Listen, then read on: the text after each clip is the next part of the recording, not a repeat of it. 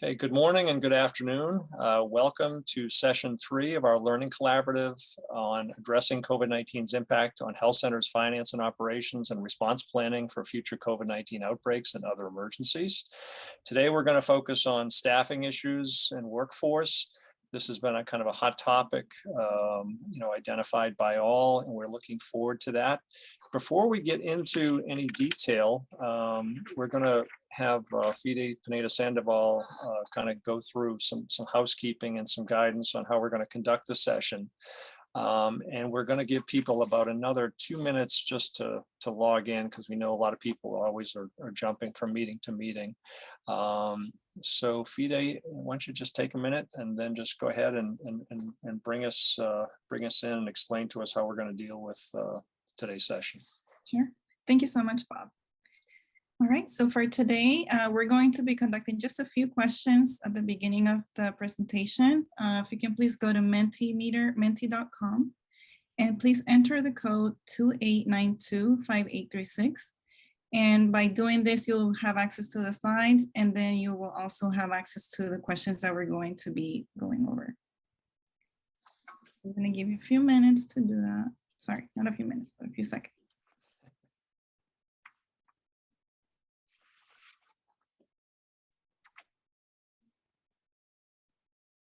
Okay, so hopefully you had the chance to do this, but either way, I'm going to provide the information in the chat.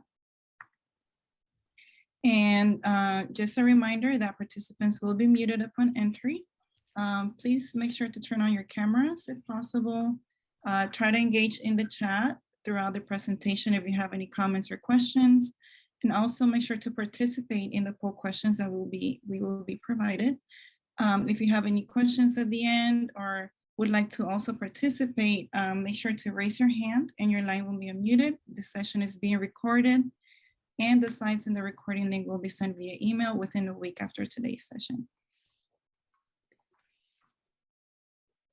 Okay, Bob. Okay, we've got an action-packed agenda as usual, so we're going to try to be succinct. And we're really hoping at the end, for the Q&A and discussion portion, we get a lot of participation from the folks who are joining us as participants today. Don't be bashful. Feel free to speak up and also to use the chat to communicate your questions or concerns or discussion points. It really makes it a lot more useful to your colleagues and us to get that kind of interaction going. So we did a quick introduction. National Center for Health and Public Housing, of course, is focused on improving health outcomes for those who live in public housing or receive HUD assistance for housing, and those who live in neighborhoods around public housing. We do that. We're also a National Training and Technical Assistance Partner funded by HRSA. The opinions expressed today are not necessarily those of HRSA. Next slide, please. I'm sorry, if you could just go back to the agenda, Fide. Sorry about that. Okay, and then we'll do some Mentimeter icebreakers. Fide will take us through that. Then David Wagner, our lead, will kind of give a broad presentation on staffing and related issues. And then we're very happy to have Michelle Fernandez-Gabilondo here from the Association of Clinicians for the Underserved, who is going to kind of alert us to some of the different tools and procedures and techniques that they've identified as very helpful in this process around dealing with staffing, recruitment, retention, and all those related issues. And then again, that Q&A, we're really hoping to have you guys engaged on that. Next slide. And we already did this, so we'll go past this. And then again, community health centers, we got about 1,400, about a quarter of them are intermediate accessible to public housing. And then within that, we've got about 107 public housing primary care grantees who are funded specifically to provide services to residents of public housing. Next slide, please.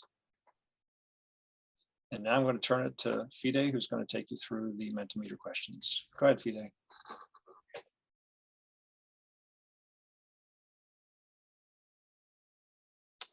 Fide?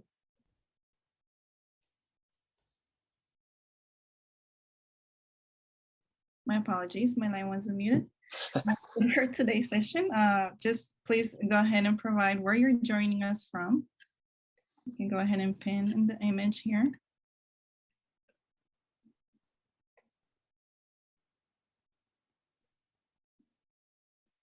Okay, so hopefully we had a chance to do that already.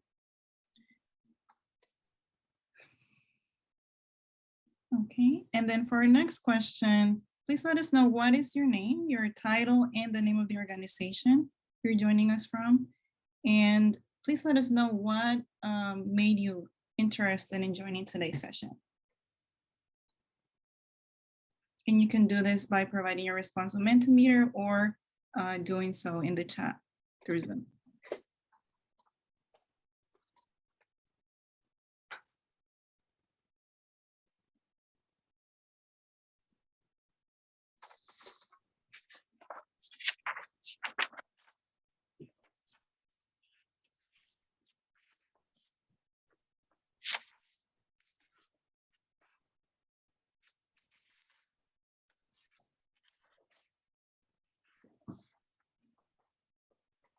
Okay, so hopefully everybody has had a chance to provide your responses, and I'm gonna pass it on to Bob. Oh, perfect. Thank you, Erin Garcia, for joining us today.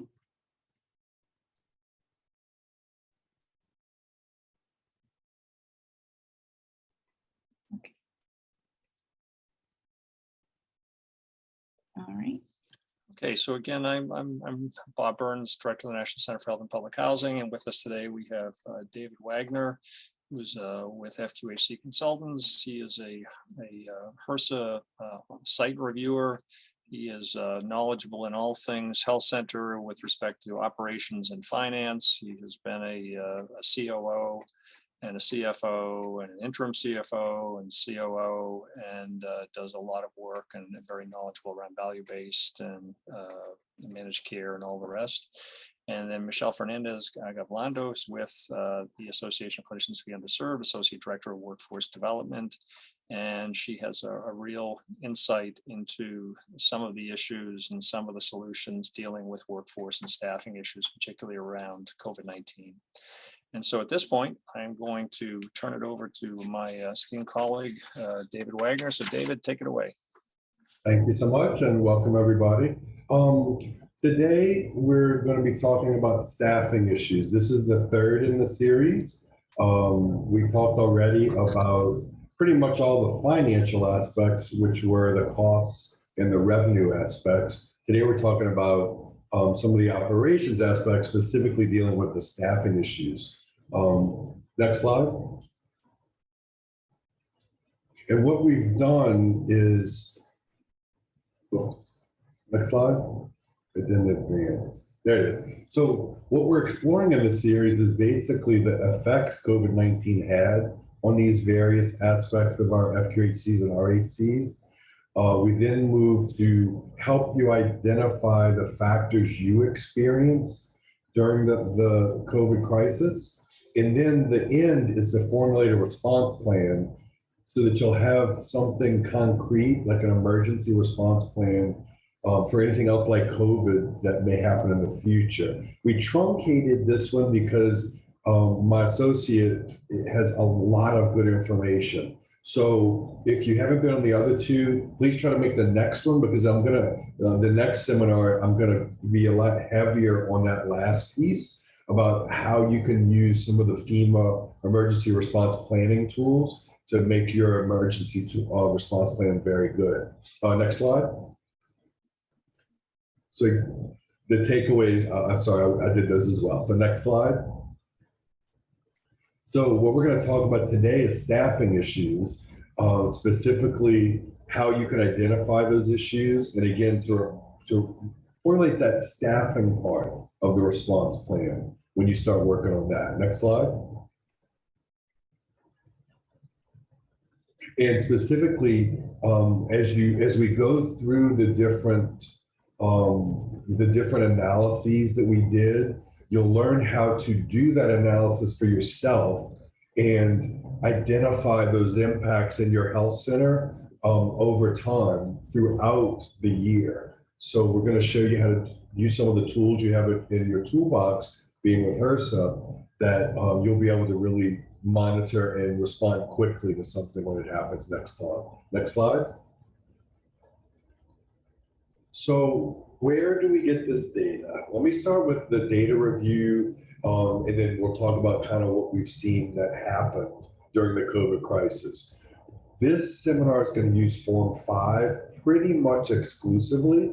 Again, we use some of the other forms in the UDS reporting system for the other categories. We'll use a couple of the other ones next time to dive into what happened in operations.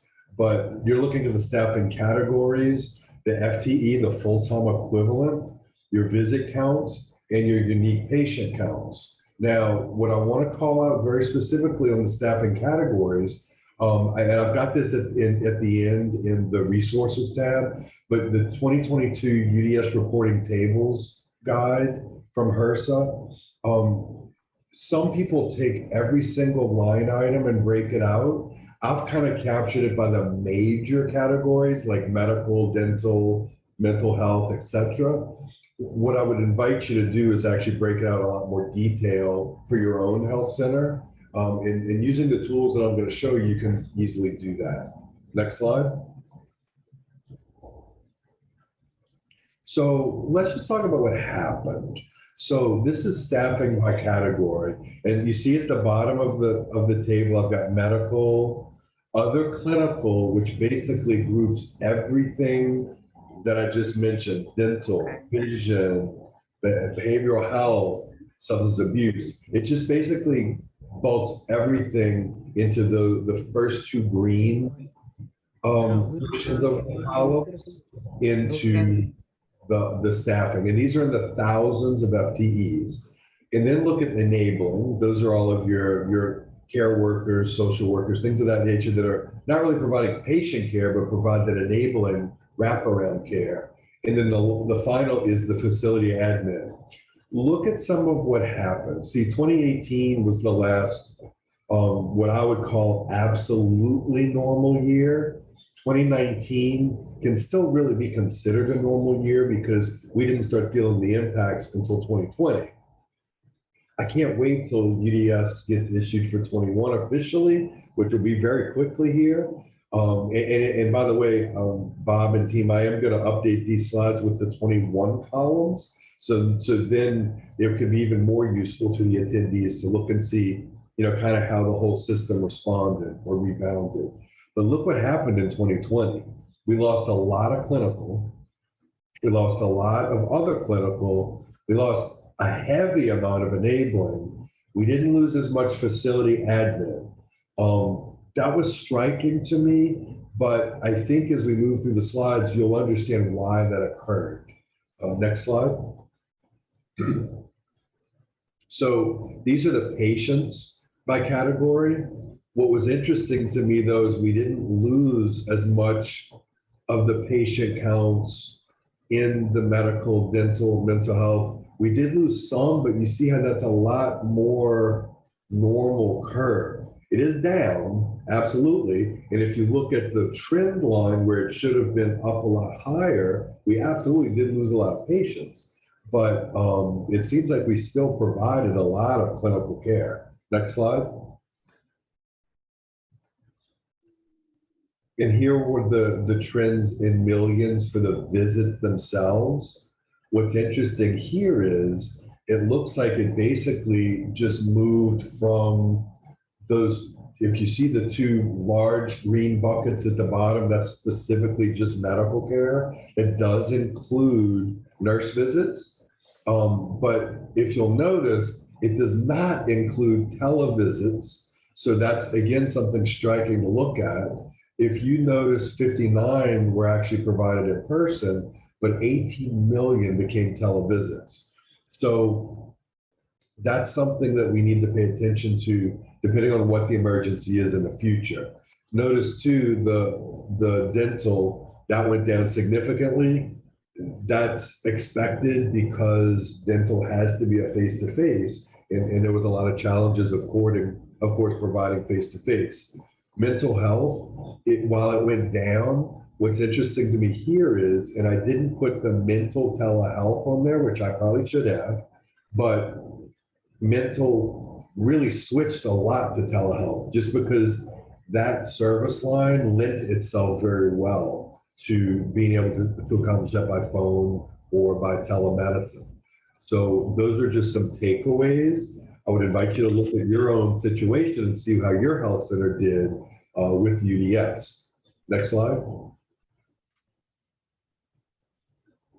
So these are the trends. It kind of, this illustrates what I was just talking about.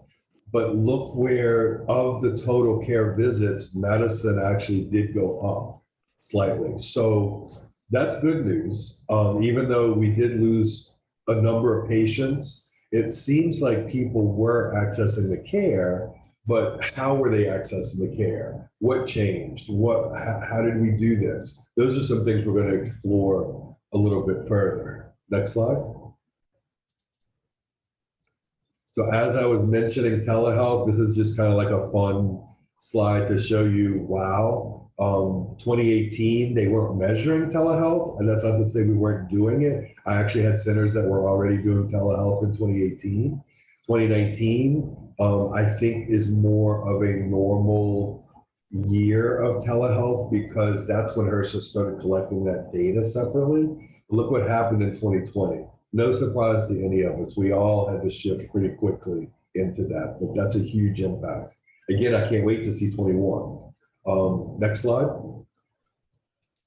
The types of visits, as I was discussing earlier, even in 2018, the types of visits are a lot lower, but the percentages of health centers reporting having done those visit types, this is not based on count. This is based on, if you guys remember in 2018, we had all of those last questions of how we provided care, and there was some telehealth questions on that UDS year. This is where this data comes from, but you can see then that huge shift to medical care. There was a shift and some was provided oral health. None of my centers did it, so I can't give you that feedback, but look at that behavioral health. Most of my centers switched very quickly to doing that, and it had a huge impact. Next slide. So let's just talk about, so now we've kind of looked at the measuring capabilities. Now you kind of go into more of a subjective view of what happened. And this is where I would invite you to just go back through, use some of the PDSA cycle tools to establish, the problem defined as what happened to staff during COVID, and then kind of work backwards into the models, maybe use one of the fish diagrams to work backwards into the different spines of some of the impacts that may be felt. These are some of those spines: layoffs, furloughs, moving staff to other roles, whether it be permanently for a period of time or just hour by hour as coverage is needed. Substituted, meaning when whole clinics had to be quarantined because one of the staff came down with COVID. We all went through it, didn't we? That's like almost a substitution immediately of that incomplete clinical staff. Think about then some of the interpersonal skills or the interpersonal issues. Many people did not want to take the COVID vaccination, so we lost staff because of that. Many people were scared to take it. Many people were scared to come in. Many people did not want to make those changes. So what I would invite you to do is go back through, and I'm not going to steal her thunder. She has some awesome discussion that she's about to get into, but go back through and take all of the data available to you that's UDS, that's operational, that's from staff interviews and staff discussions, some of the stuff you might have captured in your minutes every month. Go back to those HRSA reports. Remember, we were having to file those monthly to kind of say what's going on. Go get all of that data together and have it at your ready so you can really sit down determine not only financial, not only operational, but now that we're talking staffing, try to figure out every single thing that happened in your health center so that you're able to very detailed write those things out. Next slide.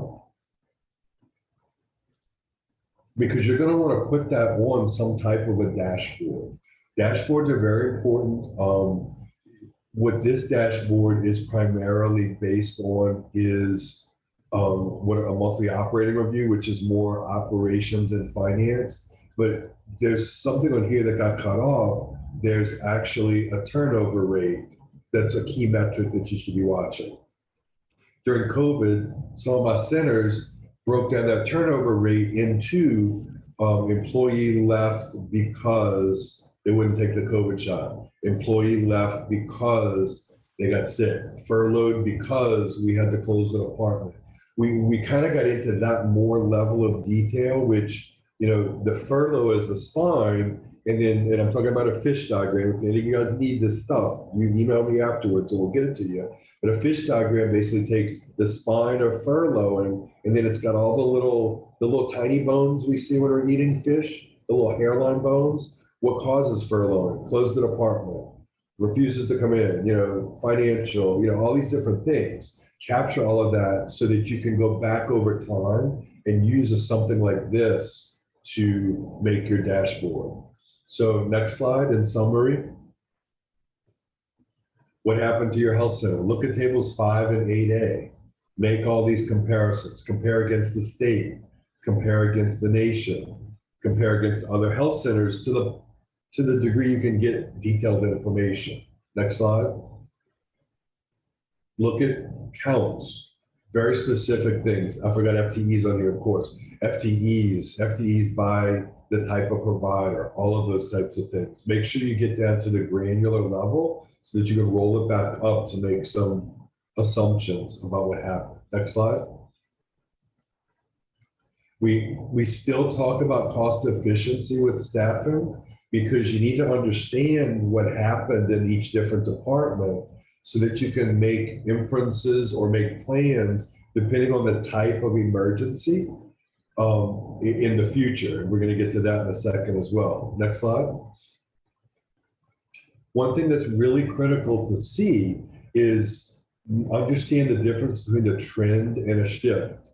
A trend, if you remember when I was speaking about the trend of visits over time where it should have been, that's kind of like a slow rise. It can be nonlinear if there's a really steep rise that starts in the future, but it's not a shift. A shift is what we experienced during COVID. Some of us got to the end of March and then boom, the bottom just dropped out. That's a shift. It's a non-linear adjustment, and it's usually considered over 1 to 2 periods. If it's over a longer period, it can become or feel like a trend.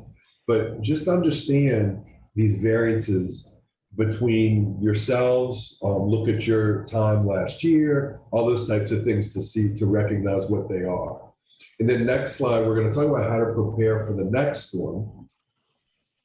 I'm not going to go deep into the use of the FEMA emergency planning infrastructure. You know, we all did that because we have to have that for HRSA.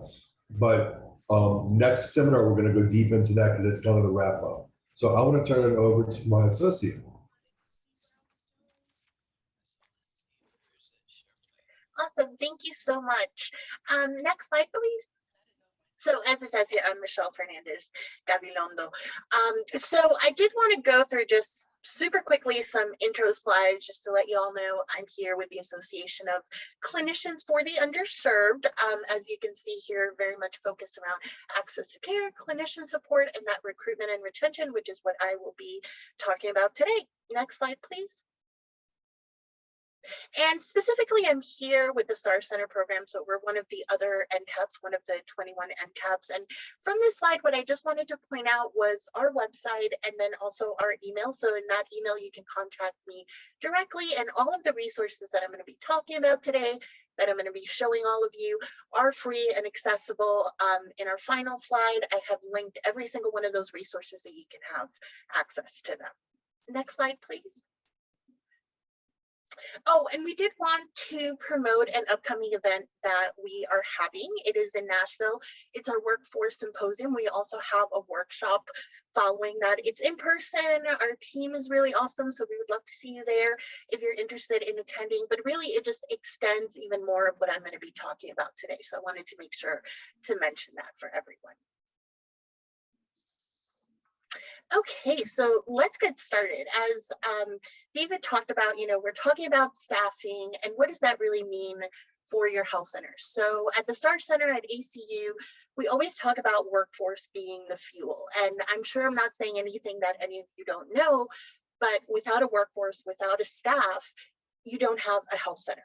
They're the ones who ensure that everything is running just like every single one of you who is here today. So we really emphasize it's essential to really and appropriately invest in your operational staffing and the resources and everything that you're doing to ensure that the staff in your health center are taken care of and they have what they need. Next slide, please. So when we look at a high functioning health center, and this is really kind of going to lay the groundwork for the slides that I'm going to go through, at the STAR Center, we talk about a high functioning health center having 8 core components. So everything that I'm going to be talking about falls within one of these areas in one way or another. And we really look at this as the key aspects that you really need to have when you're putting together, we're going to be talking about comprehensive workforce planning, of really being proactive rather than reactive, because as you know, COVID-19, the pandemic, all these emergencies can happen. So the more that you're prepared, the better off you are to really stabilize your staff and have a high functioning health center. So as you can see here, just some of them is ensuring that you have the data that you need to put together your workforce plan for your staff. You need to test those recruitment and retention strategies.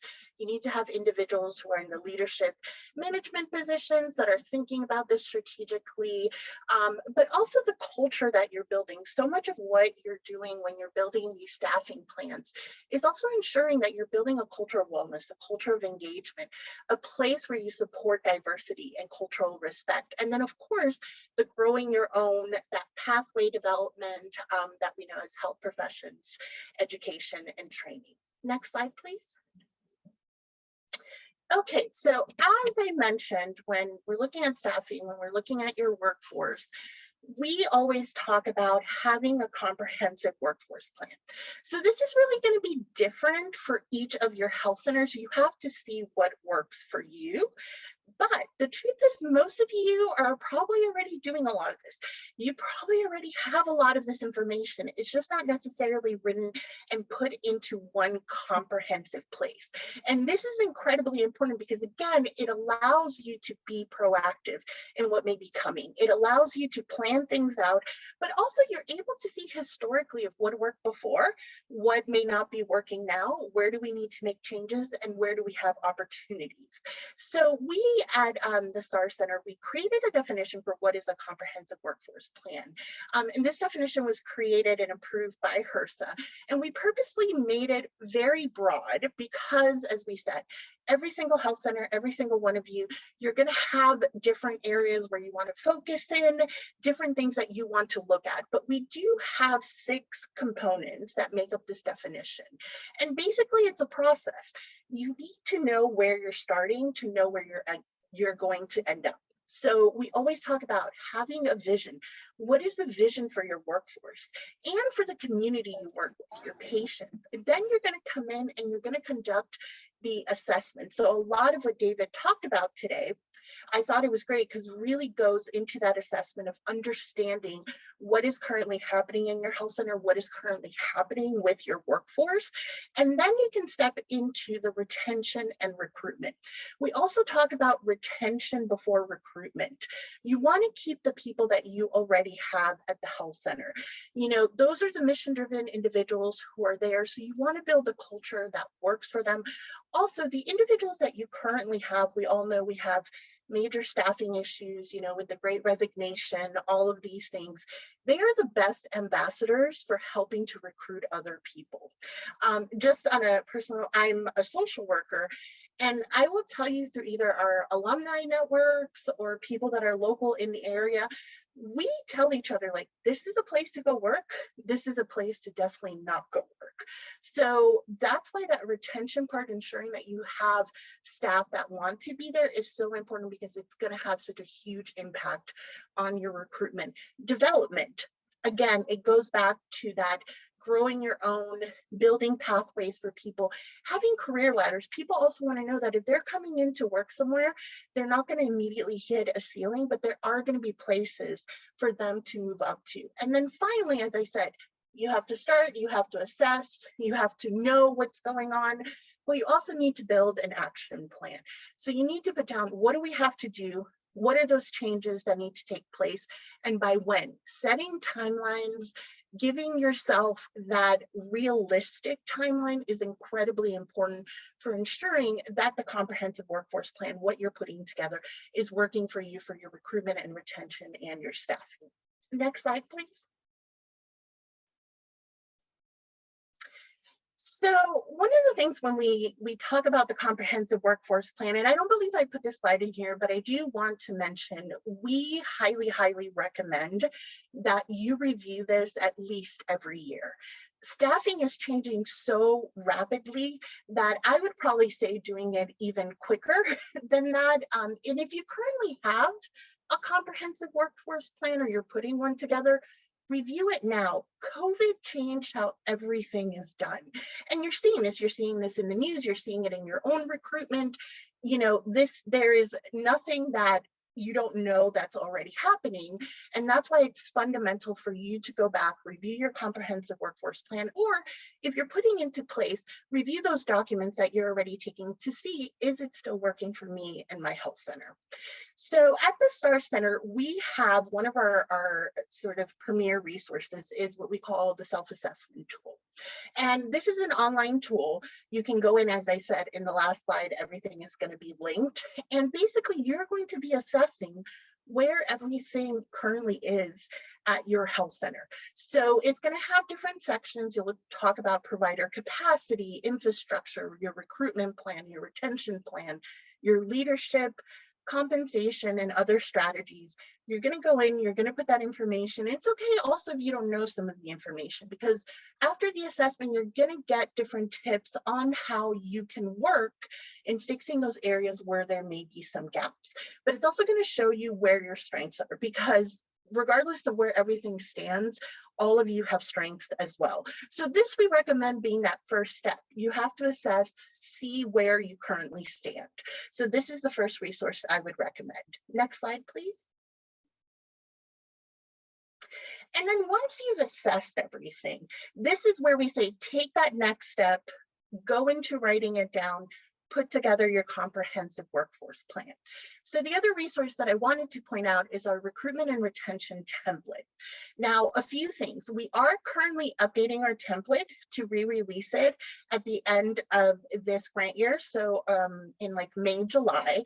And the reason that we're kind of updating it is we wanted to do more of a focus on justice, equity, diversity, and inclusion, which is fundamentally important for the staffing of your health center. I will talk about that in a moment, but just ensuring that all the data, all the information is up to date.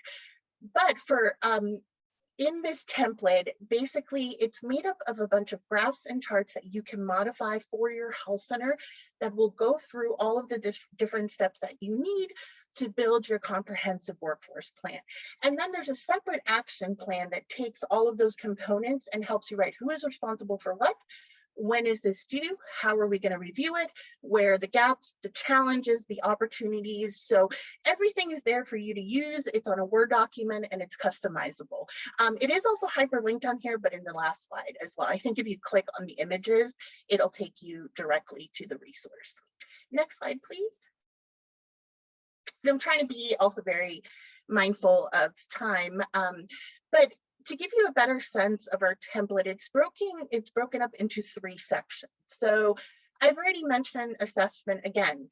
you don't know where you're going if you don't know where you currently are. So I'm going to say that a lot because it's incredibly important. This is an important part of also just preparing for anything else that may come through. I don't think anybody could ever really prepare for a pandemic, but the more that you can think through of what may be coming, what are the changes that are taking place, you need to have that data, you need to have that information. The template then goes into the retention plan because, again, as I mentioned, you really want to focus in on retention before you even go to recruitment. Oftentimes too, when you have open positions and, oh, thank you. I just got that. I'm good on time. I appreciate that. Oftentimes when you have an open position and you're posting it, if you don't assess what is actually going on, why did that person leave? You know, why was that person not a good fit for our health center? It oftentimes is actually a retention issue, not necessarily a recruitment issue. So you want to deal first internally with what's going on in your health center, what your staff needs, and then start looking externally. So that's what the template does. It takes you through these 3 sections, and then it subdivides into all of the different categories that are, you know, incredibly important, such as compensation, mission, how to advertise. You know, you have to brand your health center. You have to explain who you are to attract the right people. Next slide, please. Okay, so what I'm going to do is I wanted to break it down a little bit more and how we talk about retention planning and then how we talk about recruitment planning. Now, these are not the only areas for you to think about. And again, you have to look at what your health center needs are. But these are the most crucial ones that we've seen time and time again that staff care about. Now, when people are looking for jobs or people are looking to stay at a job, this is really what they're thinking about. So the first one is mission. Every single one of your health centers, you have a mission. And oftentimes our mission is focused on the population we work with, on the clients we work with the community. But if there's a disconnect between your mission and the way your workforce is being treated, people are going to pick up on that and they're not going to want to stay. They're going to say, we're doing this excellent work externally. You know, we care about justice, equity, diversity, and inclusion in an external way. We care about all of these different things, but how is that not being reflected back into how leadership is treating us? And probably now more than ever that people have the ability to move from one job to another. We're seeing so many retirements happen, which is really one of the biggest things that is fueling the Great Resignation. You really need to ensure that the values and principles of your health center are reflected in how you're investing and treating your workforce. And that comes with these other 4 categories: compensation, benefits, work schedule, and career paths. All of those should be linked with those values. There should be transparency so staff know how you're going about making these decisions. The more conversations you can have with staff, the more you can bring them in, the better it is. Part of your assessment too is simply asking your staff, what do they need? Oftentimes, you know, we'll build our comprehensive workforce plan, we'll build our benefits, we'll do all this. Staff don't even know exactly what the benefits are, or there's things that they're simply just not using. And we just have not asked our staff, is this helpful for you?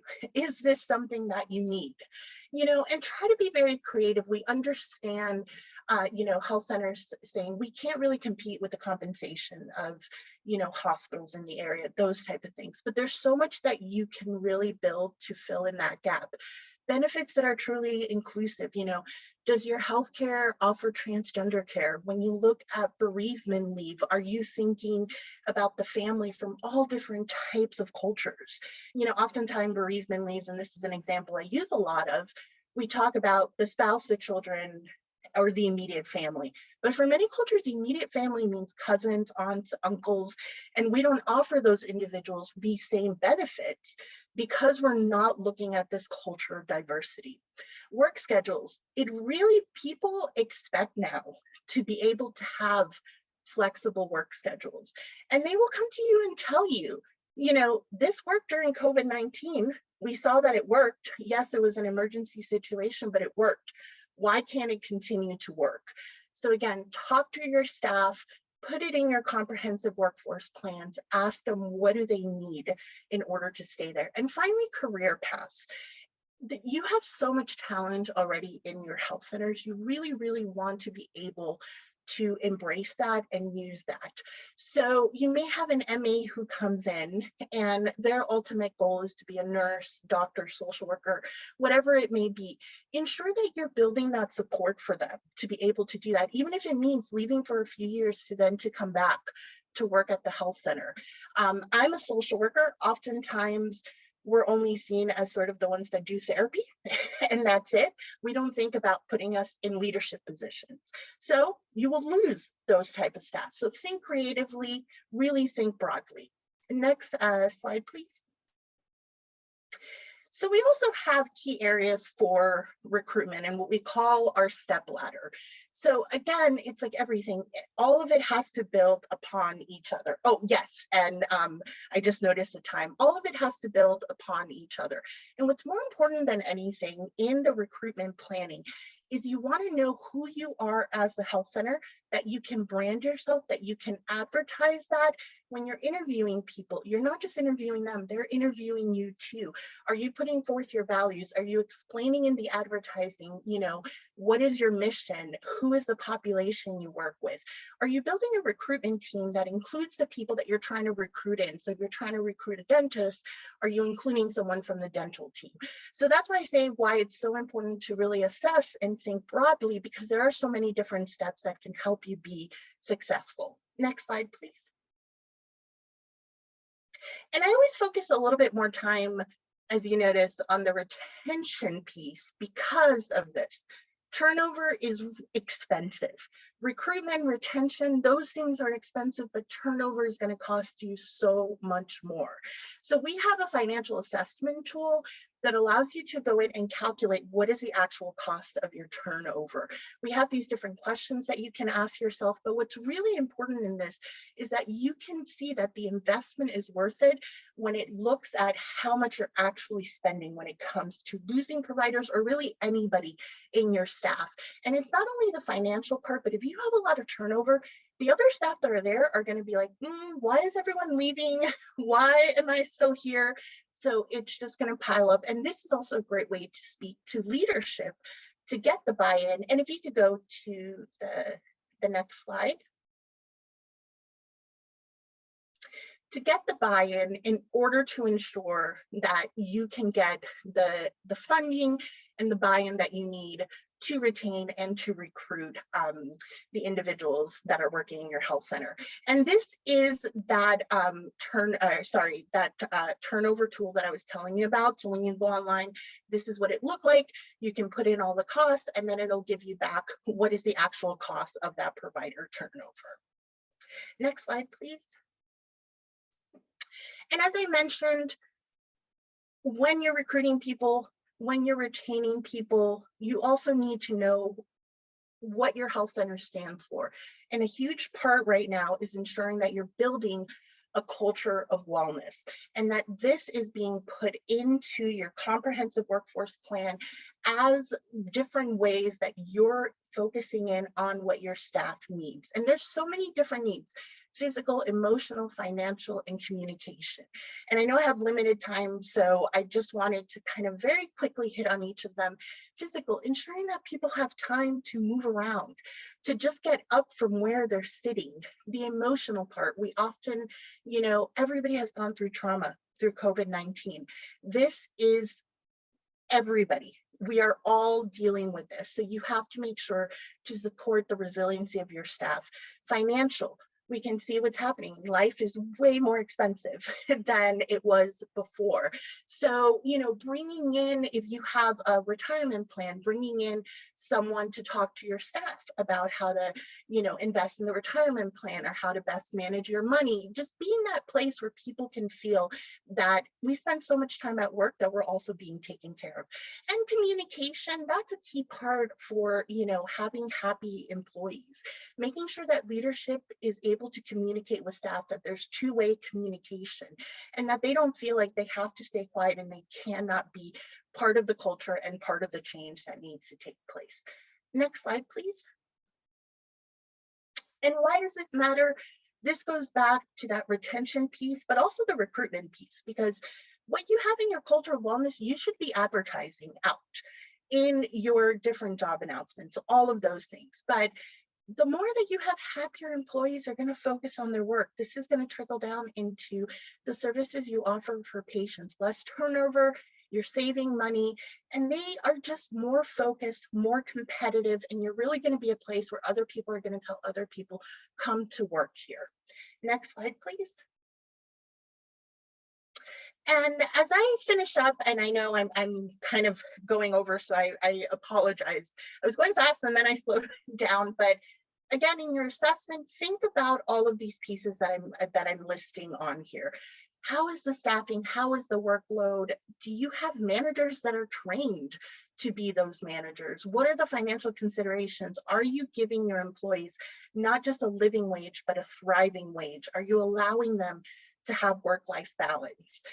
You know, put this not just in your comprehensive workforce plans, because again, this just helps you know where everything currently is, but look at it from the broader scale of, as a leader, you have to develop a healthy workplace that supports a healthy and happy workforce. So people stay and people come to work.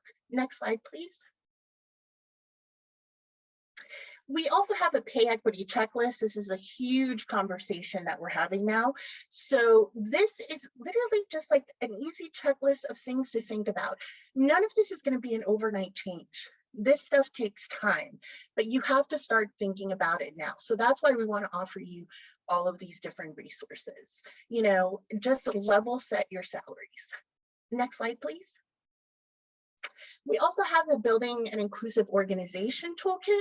So this toolkit, again, goes back to that organizational wellness, the importance of justice, equity, diversity, and inclusion. Health centers were built on these principles. So if you want to recruit mission-driven people, you need to have an inclusive organization as well. And this toolkit will help you in developing that. Next slide, please. And as I wrap up, we just have, I believe, this is one of the last slides, is, again, go back to ensuring that the workforce plan that you put together has the data that you need in place to understand what are the needs of your staff. And there's so many different places where you can get this data. So you can get it from the health center staff directly, the community, patients, other organizations, obviously human resources. You have so much data. And during COVID-19, as you were making all these changes, you may not have realized it, but you were collecting a lot of information that is going to help you in how you move forward in the work that you're doing with your staff. So don't think only numbers, don't think only quantitative. You also need to think qualitative. Again, you need to ask your staff, what do they need? Why are they here? Next slide, please. And then this is just the final slide of, I think as we do this, there's so much change involved, but we are at the place where that change has to be embraced. Things are not as they were before. These workforce strategies are just the way to move forward. So if you want to have a staff, you need to be able to change with them. And the pandemic, but also the social justice movements, made a great and lasting impact on the workforce. So if you could just go through the last two slides just really quickly. I just wanted, oh, I had another one that was like the links. I'm not sure if that, oh, I guess it got cut out, but I'll make sure that everybody gets that. It has all of the links for all of these different resources. And then the last one is, again, if you just want to contact us. So sorry, I went a little bit over time. Michelle, that was great. Really, and appreciate it. And it was really time well spent. At this point, we're kind of in discussion and Q&A. And if folks can, put on their cameras if they have them, and don't be bashful, don't be shy, and nobody's that good looking or pretty. So just jump in with the rest of us. If people have questions, Fide, can you open up their mics or?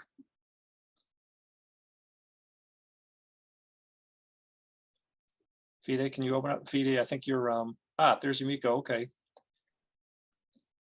Okay, yes, I can definitely do that. Okay, great. So if people have questions, you can put them in the chat, but I mean, we're really happy to have you engage and just speak right up. So Yumiko, I don't know if you had a specific question that you would like to pose. Do you have anything?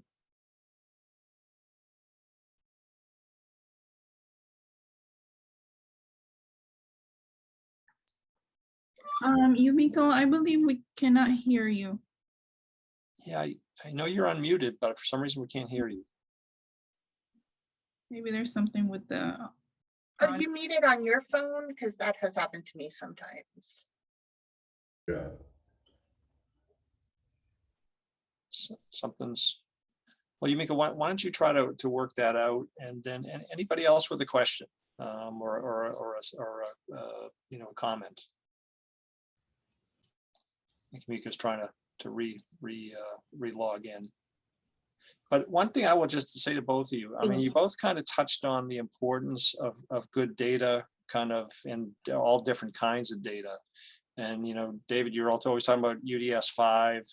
And then I guess, did either of you have different sources of data that you wanted to specifically reference that you thought are really useful for somebody who's trying to put together their plan?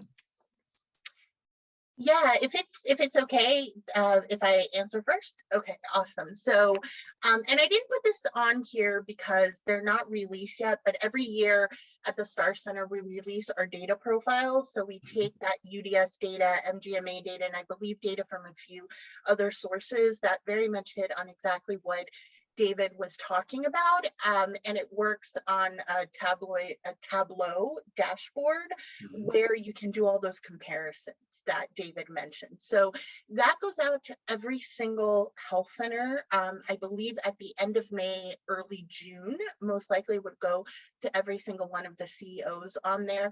But the other piece of data that I would mention, and I'm glad that you asked this question, is the importance of stay interviews.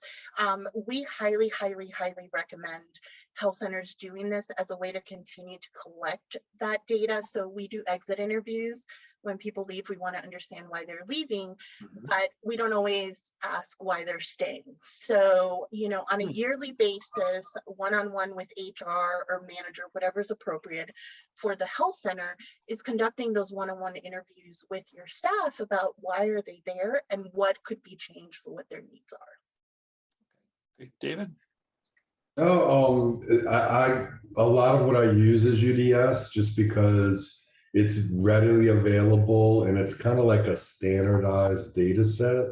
I do want to try to get access to some more of the information from HRSA for all those reports we were filling out every month or every week, I think it was, there for a little while, just kind of see if anything else can surface from there. But those are the two things I use quite a bit. Okay, excellent.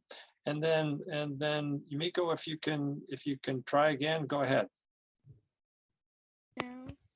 Yep. Okay, great. What I was saying before, when it comes to retention and your employees, we have a wellness program here, and I think because our practice focuses on wellness and following your bliss and taking time for yourself to refresh and restart and revamp, it really helps, and it shows employees that you really do care about them and their well-being. And Yumiko, what are some of the components of your wellness program? Well, we use an app called Wellable, and what it does is it tracks the productivity of your team, who's doing exercises. It gives you the opportunity to take wellness quizzes. It allows you to upload pictures of your food that you're eating, but it just tracks your exercise throughout the day. And what we do is we weigh once a month to see, where we are. It's not really based on how much weight anyone's lost, but who's being the most active, so to speak. So I think having that, and then talking about wellness, shows your employees that you do care about them. And is that a subscription tool, Yumiko, or is that a freeware? Or I'm not really sure. We have a department that does that, so I'm not really sure if it's something we pay for. Lisa, do you know if we pay for Wellable? We pay for Wellable? Okay. So it is a paid subscription, but it's really great. Well, if you could send us the link to it or a little bit of information, we can share it with people who might be interested in that kind of thing. Is it But, optional for staff, or does everyone have to participate? It's for whoever wants to create a team of 3. You can sign up with a team, or if you don't have a team and you're looking for a team and there's someone who's missing a person, then they'll look out for you to, join a team. But it's normally a team effort. Great. Most of the time, the teams are like in sets of 3. So not Awesome. everybody has to participate, but at least it puts it out there for anyone who's interested in maybe getting fit or trying to get back out there and move a little bit more. And then it creates a little bit of competition and excitement. Yeah, people like competition for sure, and that's why I was asking. I wasn't sure how it was structured, and I'm so glad that you're focused in on that wellness component. And it seems like your health center is also really doing it in the right way, because one of the things that I always warn when we talk about wellness is it can't just be a focus on the person. The organization needs to be a place that embraces wellness, that allows for this practice to happen. If you don't give people the time to move around, how is that going to work for them in these type of trackings? And that it's also modifiable for people of all different, if they may have different disabilities, their movement may be restricted, different type of things, or different cultures look at wellness in a different way. So it has to be that mix between the individual, but also the organization. I always get nervous with organizations where like, yeah, we put it all on the person. And it's like, no, that's the opposite of what wellness Right. So yeah, I really appreciate that. Thank you for sharing. And thanks, Yumiko. And Yumiko put that in the chat, so anybody who's interested in that link can find it there. And if anybody else has a question, please jump in. I see, Erin and Naviska and Sandy being kind of quiet, but don't be bashful. In the meantime, I'm just going to ask one thing, I guess, to David. David, you talked about, a trend versus a shift. And obviously the shift that we, started experiencing back in February and March of 2020 has been kind of a, hopefully a once in a lifetime. But I guess, and at the same time, Michelle talked about, and you talked about, starting planning now for the next one kind of thing. And I guess, have you had experience? Have you been able to get, any of your health centers to actually do this kind of planning for this kind of big a sea change? And have they been able to demonstrate, some kind of successful implementation of some of the policies and techniques that you're recommending? So, David? So we did, thankfully, it wasn't that bad, but we did have a health center lose power to one of its facilities during the tornadoes in Arkansas. It wasn't, thank God, hit, but they were out of service for a week. So we had already kind of done some of this kind of planning in advance, just because it's something that had always been on my radar since post-Katrina. Which obviously those were shifts that we experienced, not trends, down there with the closing of all of our health centers. So yes, what we did is we were able to kind of go through, we had tornadoes on the radar because obviously they get tornadoes quite often. And we had already gone through and recognized that, yes, if one of my health centers has significant damage, that's going to be a shift in number one, the ability to work, the ability to provide services, the financial aspects of that health center. We kind of went through each of the operational, fiscal, revenue, costs, all that stuff, and had laid out when the shift happens, how do I respond to lessen the financial impact? How do I lessen the operational impact? And we were able to kind of walk through it, what that health center decided to do, because they are so far apart. They can't even really say, okay, I'm just going to pick them up and bring them to this other health center like we did in New Orleans when they started opening back up. They basically said they would set up a tent. They would almost do like a MASH type thing, where at least they can provide basic care for their patients. So that's in fact what they did. Again, luckily it wasn't as severe because the center itself wasn't destroyed. So what do? We just made sure the generator had gas and kickstarted it that way. So it was a little bit less severe, but we definitely used the emergency plan, just step Gotcha. to be able to do it. So it definitely works. Okay. And Michelle, how about you? Oh, I just want to, that emergency plan is also a perfect part of putting into your comprehensive workforce plan. So if something happens, your staff already knows where they're supposed to be, how they can get in contact, who, all of those things. Again, that sort of proactive nature. And what do you do? Because David's the shift versus the trend. I mean, this has been a long shift. So in the case of Katrina, I mean, it took a while to recover, but it was a fairly narrowly focused or time, the actual event. I know the days of the flooding and so on. Whereas COVID is just extended now for a pretty long stretch.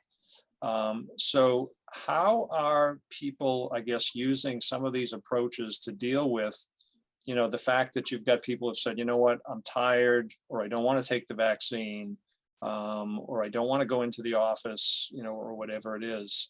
So how are they using those approaches to make this stuff all happen so that they can still serve patients and do it, in good conscience, and so with the feeling that they're providing the level of care that, that they really are trying to put out there and need to put out there every day? So a lot of the tools that we use when a shift happens are actually the same tools we use, just kind of more methodically and embedded in our just general operations when it's actually a trend. And yes, we've realized COVID's a trend. It's here to stay. It's not going anywhere. It's going to be like this, but we think the major shifts might be over just because we know how to deal with it better, but the impacts are still the same. I mean, even now I see that if you don't feel like quarantining, you don't have to anymore. Right? So it's like, it's kind of gotten to that point where now it's more just operational things we do, and we don't really expect that all those financial aspects and things are going to be as severe. So does that answer the question? Yes. And hang on just one sec. We'll hang on for a couple of minutes, but we understand that some people have to jump off. If people could just remember to complete the evaluation, and also that we've got productivity sessions scheduled for May 5th.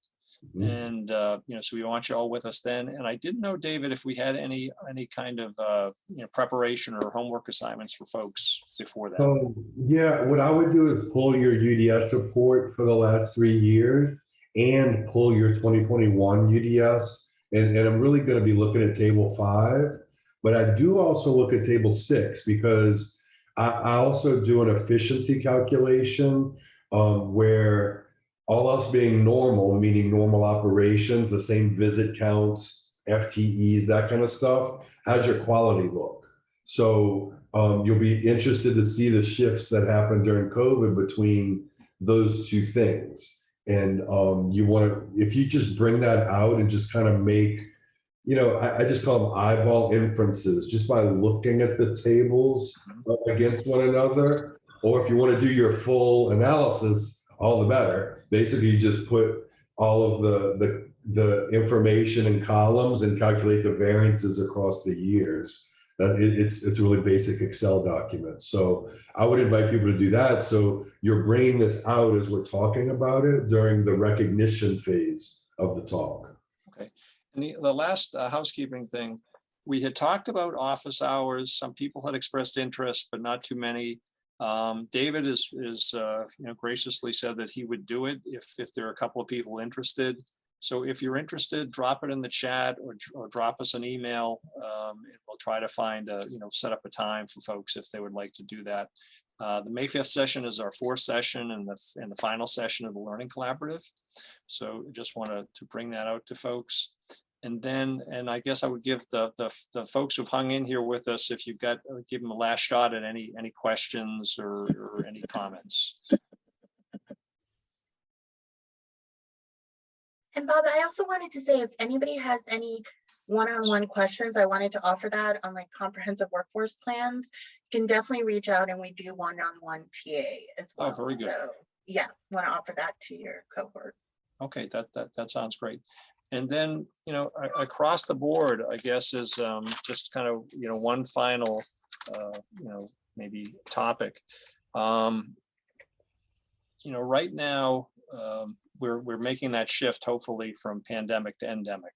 That's I guess that's the hope. And David, mentioned that this has become a trend, and it's kind of a long term. It's kind of sticking with us, going down. So, is there anything as we make that transition, in terms of people planning, staffing, and workforce issues around it, that people might want to engage in, in the next couple of months, just to get ready for, next program year and what's to come? Any thoughts or anything people could do to plan, or is it just kind of follow the program that you guys are laying out, and hopefully they'll be ready? I'm a big proponent of monthly UDS analysis. It's the magic to understanding your health center and making sure you're hitting on all cylinders. Yep. So that's my only tip. Okay, Michelle? Yeah, I agree with that. I think it's just understanding where your health center currently stands. You really, really need to know that.